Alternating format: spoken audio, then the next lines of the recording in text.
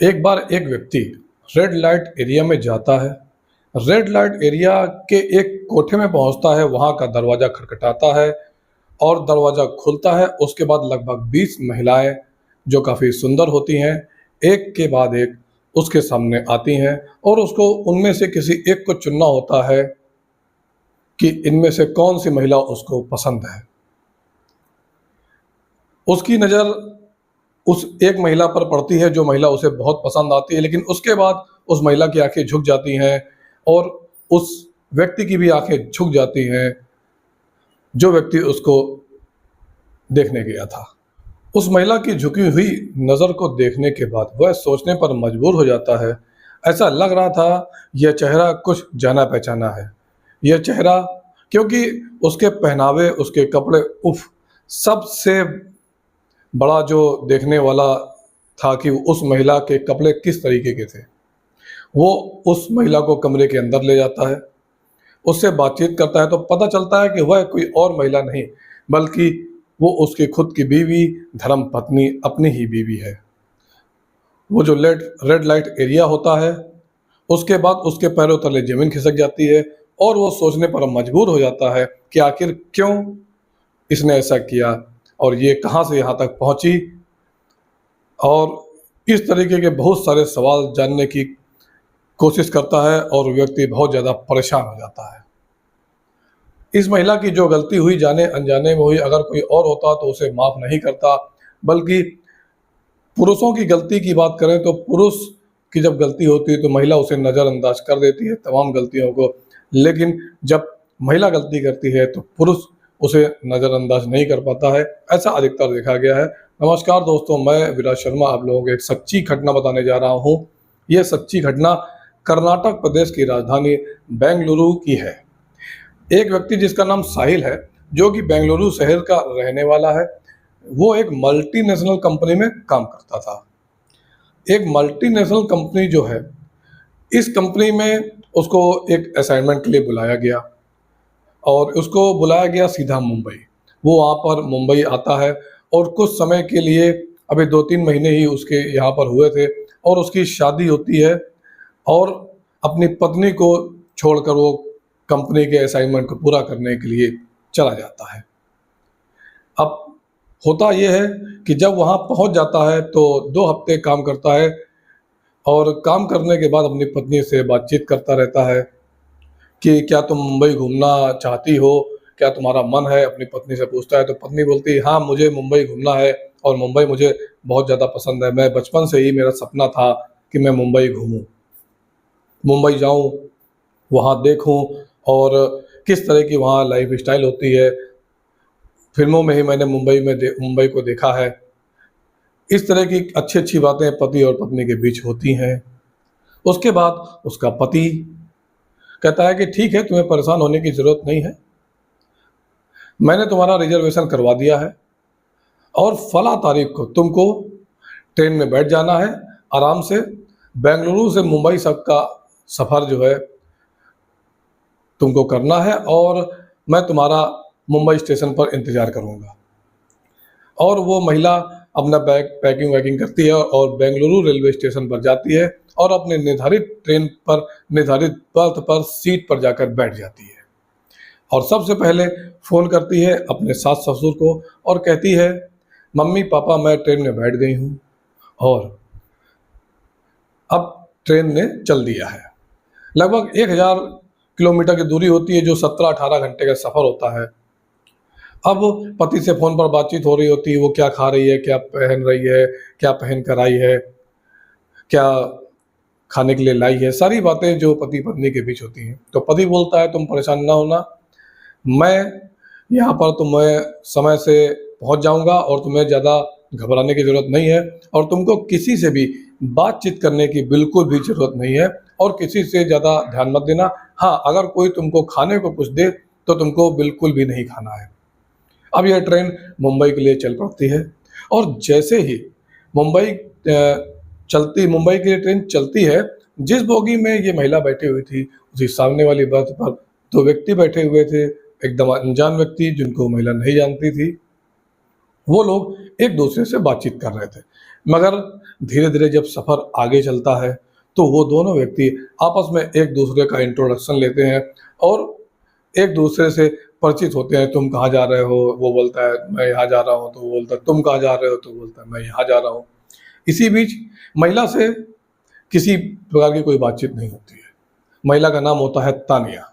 वो किसी से बातचीत नहीं कर रही थी। सास-ससुर से या फिर अपने पति साहिल से ही फ़ोन पर बात करती थी कि इतना किलोमीटर बचा है, अभी इतना सफ़र पूरा हो गया है, मैं इस स्टेशन पर पहुँची हूँ।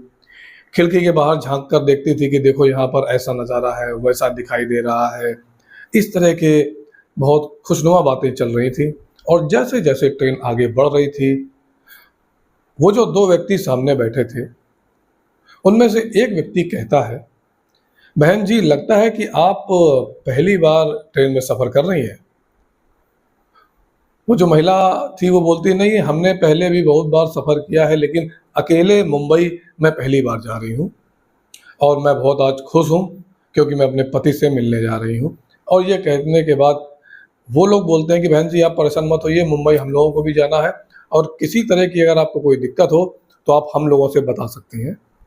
हम लोग आपका पूरा साथ देंगे, किसी प्रकार की आपको सफ़र में कोई दिक्कत ना हो नहीं होगी। कुछ खाने-पीने के लिए चाहिए तो बता दीजिएगा। इस तरह से बात आगे बढ़ती है। वक़्त गुज़रता है। अब चूँकि वक़्त 17-18 घंटा लंबा था, अब किसी अनजान व्यक्ति से इतने समय अगर साथ रहना होता है, तो ज़ाहिर-सी बात है कुछ न कुछ बातें तो हो ही जाती हैं, दोस्ती भी हो ही जाती है।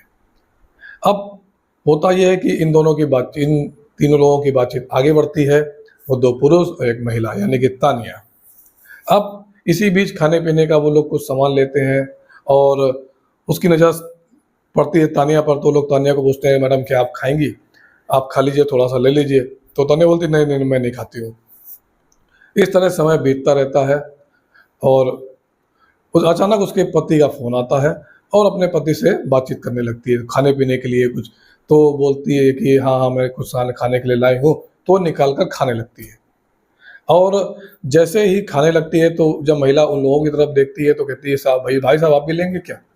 तो वो जो तानिया उन लोगों को दे देती है तो वो लोग तुरंत उससे ले लेते हैं। इसके बाद कुछ दूर ट्रेन आगे चलती है और अब सफ़र जो था वो लंबा था, तो तानिया अपने पति को फ़ोन करती है और बताती है कि अब यहाँ से जो मुंबई है वो 150 किलोमीटर दूर बचा, यानी कि 3-4 घंटे की रास्ता है और तुम्हें परेशान होने की ज़रूरत नहीं है। तो पति बोलता, "नहीं, नहीं, नहीं, तुमको परेशान होने की ज़रूरत नहीं है, मैं स्टेशन पर आ जाऊँगा और तुम बस कोई कुछ देर खाना-पीना नहीं, आराम से अपना ध्यान रखना।" इस तरीके की बातचीत होती है। इसी बीच चाय आती है, तो वो लोग जो 2 आदमी होते हैं बोलते हैं कि बहन बहन जी आप चाय लेंगी? तो वो बोलती, "नहीं, नहीं, मैं चाय नहीं लेती हूँ, मैं चाय-वाय नहीं पीती हूँ।" तो उसके बाद वो मना कर देती है। उसके बाद थोड़ी देर के बाद जब वो लोग पानी लेते हैं, तो वो लोग कहते हैं कि मैडम पानी लेंगी? तो वो जो महिला होती है तान्या कहती है, "हाँ, ठीक है, पानी दे दीजिए।" उसके बाद वो लोग उसको पानी दे देते हैं और जब वो पानी पी लेती है, तो उसको अचानक बेहोशी-सी हो जाती है और वो बेहोश टाइप की हो जाती है। उसके बाद जब उसकी नींद खुलती है 2 घंटे 3 घंटे बाद, तो एक कार के अंदर वो अपने आप को पाती है। वो कार बहुत तेज़ी से चल रही थी और वह बेहोशी की हालत में ही हाथ-पैर झटकने लगती है, बड़बड़ाने लगती है कि तुम लोग मुझे कहाँ ले जा रहे हो, कहाँ ले जा रहे हो? बहुत नींद में भी थी और बहुत परेशान हो जाती है। उसको पता चल चुका था कि उसके साथ कोई बहुत बड़ी अनहोनी घटना हो चुकी है। तो वो लोग जो बैठे होते हैं, उसके ज़ोरदार 4-5 कंटाप मारते हैं और बोलते हैं कि चुपचाप ऐसे ही बैठी रहो। अगर ज़्यादा शोर करोगी, तो इतनी पिटाई होगी कि चिल्ला नहीं पाओगे तुम। इस तरह से वो गाड़ी तेज़ रफ़्तार में आगे चलती है और जाकर मुंबई पहुँच जाती है और मुंबई जब वहाँ पहुँचती है, तो जाकर सीधे एक कोठे में रुकती है। वहाँ पर ले जाकर वो लोग, वो जो कोठे की महिला दलाल होती है, उससे बातचीत हो रही होती है कि आप कितने में लेंगी? उस महिला को वो लोग बेच रहे हैं। अब ये जो बात है, अब अगर आप ये सोचें कि ये लोग जब ट्रेन से उसको निकाल कर लाए होंगे तो कैसे लाए होंगे? ये लोगों ने क्या किया था कि वो जो ट्रेन से जब लेके आ रहे थे तो उसको बता दिया कि ये बीमार महिला है, मेरी बीवी है या मेरी बहन है, जैसे आप लोग सोचते हैं, जैसे देखा होगा कि कहीं ट्रेन से कोई जा रहा है तो पकड़ लिया और बोला कि हाँ, हाँ, ये माताजी हमारी बीमार है, वैसे ही जल्दी-जल्दी कोई पूछता नहीं है। इस तरह से वो लोग लेकर यहाँ पर आ गए और जैसे ही ये लोग कोठे पर पहुँचते हैं तो इन लोगों का बातचीत चल रही थी और ये बातचीत में सौदा पक्का किया जा रहा था कि कीमत कितनी लगाई जाए। तो लगभग-लगभग 45,000 रुपए में उस महिला की कीमत तय हो जाती है और वो दोनों 45,000 रुपए लेकर वहाँ से रफू चक्कर हो जाते हैं, मगर वो महिला उन दोनों के पैर पकड़कर रोने लगती है, गिड़गिड़ाने लगती है कि मुझे छोड़ दो, मैं मुझे मेरे पति से मिलने जाना है, मैं बहुत परेशान हूँ, बहुत रोती है, लेकिन वो लोग अपना पैसा लेते हैं और वहाँ से भाग जाते हैं। देखते ही देखते वहाँ पर कितनी सारी लड़कियाँ वो देखती है कि बहुत सारी लड़कियाँ यहाँ पर हैं और जैसे वो लोग ऐसे कपड़े पहने थे कि जिसे देखकर कोई भी व्यक्ति उत्तेजित हो जाए। क्योंकि अगर वहाँ पर इस तरह के कपड़े नहीं पहनेंगी तो कोई व्यक्ति आएगा तो वो उत्तेजित नहीं होगा और धंधा चलेगा कैसे। इसके बाद वो जो महिला होती है तान्या, उसको जब बिक जाती है वो, तो उसको वहाँ पर जो दलाल होते हैं वो लोग अंदर ले जाते हैं कमरे में और एक कमरे में उसको बंद कर देते हैं। किसी तरह 15 दिन गुजर जाते हैं। उधर उसका पति रेलवे स्टेशन पर इंतज़ार कर रहा था काफ़ी दिन से।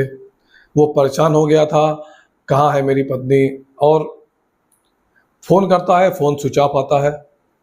उसको कुछ समझ में नहीं आता है, कहाँ गई, अपने माँ-बाप से फ़ोन करके पूछता है कहाँ है वो, कहाँ पहुँची। जीआरपी को सूचना देता है और अपने घरवालों में पता करता है, गुमशुदगी की रिपोर्ट दर्ज कराता है, तमाम कोशिशें करता है, मगर उसकी पत्नी उसको नहीं मिलती। बैंगलोर के रेलवे स्टेशन पर जाता है, जाकर सीसीटीवी को देखता है तो रेलवे स्टेशन पर वो आई है, ट्रेन में चढ़ी है, अंदर बैठी है, लेकिन उसके बाद वो कहाँ उतरी है, कहाँ पहुँची है, उसको कहाँ पर उतारा गया, कुछ पता नहीं चलता है। लेकिन उधर उसकी पत्नी रोज़ मार खा रही थी, उसको खाना नहीं दिया जा रहा था और जितनी ज़्यादा हैवानियत उसके साथ हो सकती थी, वो हैवानियत उसके साथ की जा रही थी। इस तरह से समय बीतता है और 16वें दिन उसका जो मालिक होता है, मालिक बोलता है कि बहुत दिन हो गए हैं, अब इस लड़की को तैयार करो, यानी कि तान्या को तैयार करो और अब इसको ग्राहक के सामने भेजा जाएगा। अगर अब ये लड़की नहीं मानती है तो इसको इतना बुरा मारो कि ये इसकी रूह तक काँप जाए।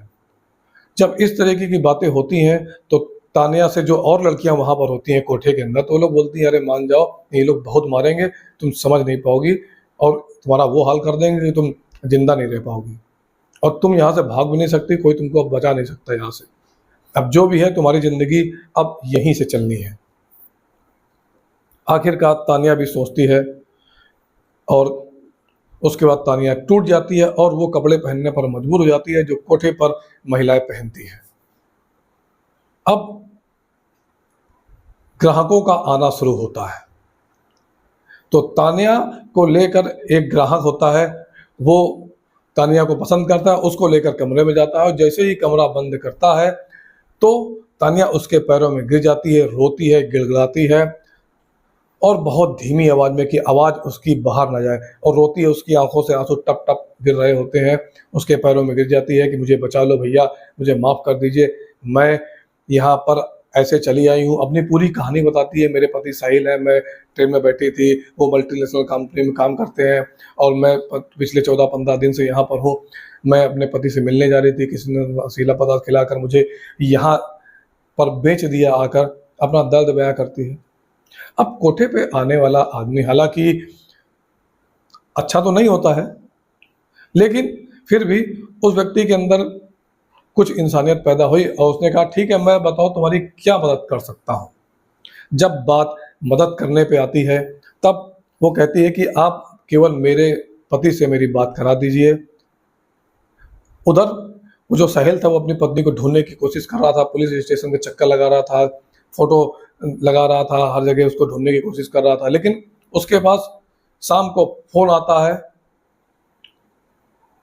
और जैसे ही फोन पर एक अनजान नंबर से साहिल के पास जब बात होती है तो वो बोलती है कि मैं तान्या बात कर रही हूँ, मैं कहाँ हूँ मुझे नहीं मालूम, मुझे नहीं पता, मुझे बचा लो साहिल। पूरी कहानी और पूरी बातचीत साहिल सुनता है और कहता है कि तुम कहाँ हो, तुम मुझे बताओ, मैं कैसे वहाँ पर आऊँ, कुछ बता पाओगी? वो बोलती मुझे कुछ नहीं मालूम है, किसी रेड लाइट एरिया में हूँ मैं, और सारी जानकारी इसके बाद वो व्यक्ति देता है जो उसकी बात करा रहा होता है। वो बताता है कि मैं इस जगह हूँ, फलाने कोठे में हूँ, मुंबई में हूँ, आप इसको ले आकर ले जाइए। उसके बाद साहिल सोचने पर मजबूर हो जाता है कि करूँ तो क्या करूँ? अगर मैं पुलिस की मदद लेता हूँ तो पुलिस वहाँ पे अगर छापेमारी करती है तो, क्योंकि चूंकि सिस्टम ये होता है कि इन लोगों की पूरी सेटिंग होती है पुलिस स्टेशन में, जब पुलिस छापा मारेगी उससे पहले वो लोग भाग जाएंगे। तो वो सोचता है कि मैं ऐसा क्या करूं जिससे मैं अपनी पत्नी को वहां से ला सकूं। तो साहिल होता है वो सीधे ग्राहक बनकर वहां पर जाता है उस कोठे में, और उन महिलाओं में से एक महिलाओं को तलाश करता है, अपनी बीवी को ढूंढने की कोशिश करता है, और जितनी भी महिलाएं उस कोठे में उसको दिखाई जाती हैं वो सबको रिजेक्ट कर देता है, ये नहीं चाहिए, ये नहीं चाहिए, ये नहीं चाहिए। और जैसे ही तानिया को उसके सामने किया जाता है वो बोलता है हाँ यही महिला मुझे चाहिए, इसी के साथ मैं कमरे में जाऊंगा। तानिया को देखते ही उसकी नज़र झुक जाती है और उसकी आंखों में आंसू टपकने लगते हैं। इधर साहिल भी अपनी पत्नी को देखकर हैरान और परेशान था और सीधा बोलता है कि मुझे यही लड़की चाहिए। उसको लेकर वह अंदर जाता है। वो अपनी पत्नी की पूरी कहानी सुनता है, यहाँ पर कैसे पहुंची, अगर कोई और होता तो इस बात को लेकर अपनी पत्नी पर नाराज हो जाता कि तुम्हें जो तुम्हारे ज़िंदगी में आया तुमने किया, तुम बेकार हो, तुम ये हो, तुम वो हो, दुनिया भर की उसको बातें सुनाता। मगर यहाँ पर साहिल ने अपनी समझदारी का परिचय दिया और ये सोचा कि हम अगर यहाँ से मैं तुमको निकालूं तो कैसे निकालूं, अगर हम यहाँ से भागेंगे तो ये लोग हम पे हमला भी कर सकते हैं। तो उसने सोचा कि मैं क्या करूं, तो साहिल के दिमाग में एक बात आई, उसने सीधे पुलिस कंट्रोल रूम में फ़ोन किया। पुलिस हाई अलर्ट पर आ गए और वहाँ पर जो पुलिस स्टेशन था उसने पूरी ईमानदारी के साथ काम किया और बहुत अच्छा काम किया। इसके लिए मैं पुलिस को धन्यवाद देता हूँ, उसका सैल्यूट करता हूँ कि पुलिस बल वहाँ पर पहुँचा और बहुत बड़ी संख्या में वहाँ पर फोर्स पहुँची। उसके बाद जब छापा मारा जाता है वहाँ पर एक कमरे को खोला जाता है, तलाशी ली जाती है, क्योंकि साहिल ने पहले ही बताया था कि मैं फलाने जगह, फलाने कोठे में, फलाने कमरे में अंदर हूँ। वहीं पर पुलिस पहुँचती है और साहिल और तान्या को बचकर निकालती है। जब ये लोग बचकर निकल जाते हैं, ऐसी कितनी ही लड़कियां जो बेवजह दलालों के चंगुल में फंस गई थी, उस कोठे में काम कर रही थी, ना चाहते हुए भी वहाँ पर उन लोगों को वो काम करना पड़ रहा था जो लोग नहीं करना चाहती थी। उसके बाद ये सारी लड़कियां भी आज़ाद हो जाती हैं और ये सभी लड़कियां शुक्रिया अदा करती हैं कि भाई साहब आपकी वजह से हम बच पाए। और तान्या और साहिल दोनों वहाँ से निकल कर बाहर आ जाते हैं। अब ये जो मालकिन होती है कोठे की, सुनीता, इसको गिरफ्तार कर लिया जाता है, इसके जो साथी दलाल होते हैं उनको गिरफ्तार कर लिया जाता है और जो इन्हीं लोगों की मदद से पुलिस उन लोगों तक पहुंचती है जिन व्यक्तियों ने इसको तान्या को बेचा था, वो जो ट्रेन में तान्या को मिले थे वो लोग भी गिरफ्तार हो जाते हैं। इस तरह की जो घटना हुई और अपनी पत्नी को साहिल ने अपनी ज़िंदगी में वापस लाया और अपनी पत्नी को बचाया। मैं आप लोगों से भी यही कहना चाहता हूं कि आप कभी कोई चिर परिचित या आपका कोई घर वाला, कोई व्यक्ति जब ट्रेन में अकेले सफ़र करे, कोई महिला, तो आप लोग इन सारी बातों का ध्यान दें और जिस तरह से तान्या को नुकसान पहुंचा उस तरह से किसी के साथ दोबारा ऐसी घटना ना हो।